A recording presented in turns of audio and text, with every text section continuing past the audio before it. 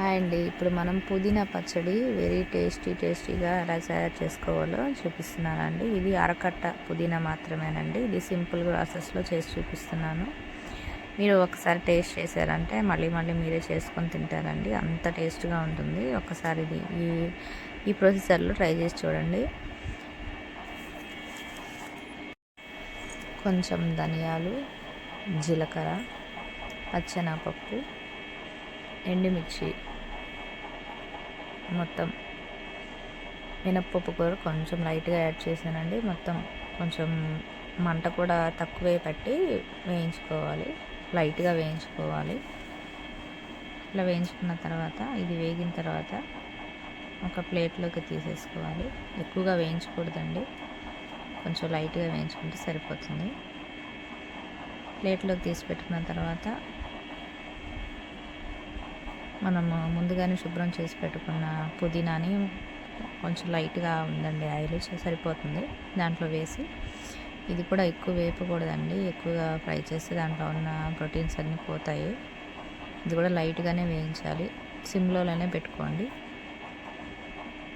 మొత్తం వేసి వేయించుకొని, ఇది హెల్త్కి కూడా చాలా మంచిదండి పుదీనా. మీరు వారానికి ఒక్కసారైనా తింటే మంచిదండి. చూడండి, ఇట్లా లైట్గా వేగితే సరిపోతుంది.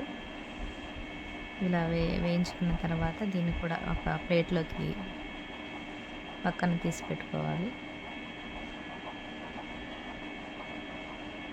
తర్వాత కొంచెం లైట్గా ఆయిల్ పోసుకొని టమాటా ముక్కలు కూడా రెడీ చేసి పెట్టుకున్నానండి. ఈ టమాటా ముక్కలను కూడా దాంట్లో వేసి వేయించుకొని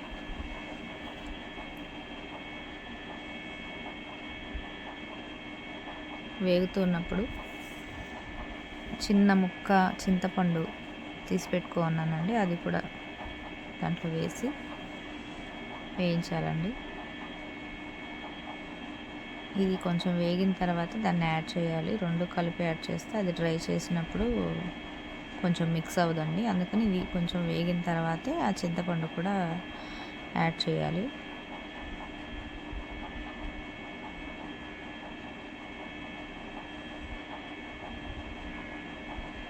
చింతపండు వేసిన తర్వాత ఎక్కువగా వేయించకూడదు, కొంచెం లైట్గా వేస్తే సరిపోతుంది. అది కూడా తీసి పెట్టుకున్నాను.